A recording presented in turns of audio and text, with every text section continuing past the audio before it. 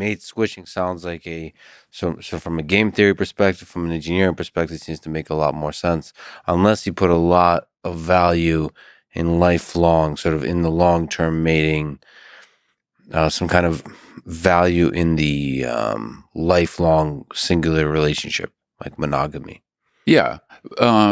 And maybe we do psychologically. Maybe there's a big evolutionary advantage to that. And we do, but we also know that divorce is, and breakups are also common and occur in all cultures. So Yeah.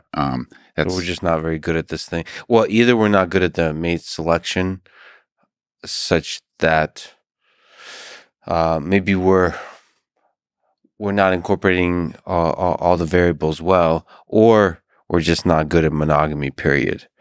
From an evolutionary perspective. Well, I think that's Another debate.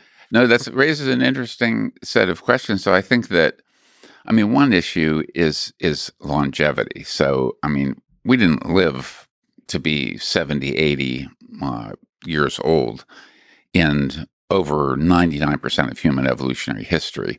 And so we didn't necessarily evolve to be mated monogamously with one person for decades and decades and decades.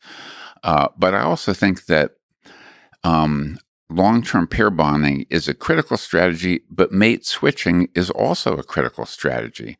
So if you have a mate, for example, who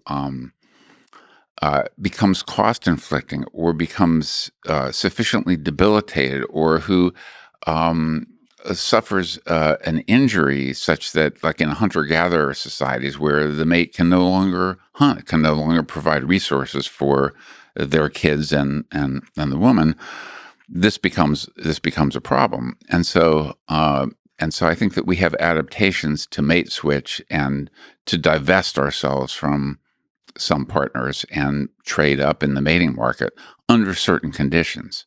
So, okay. And those conditions will differ for men and women.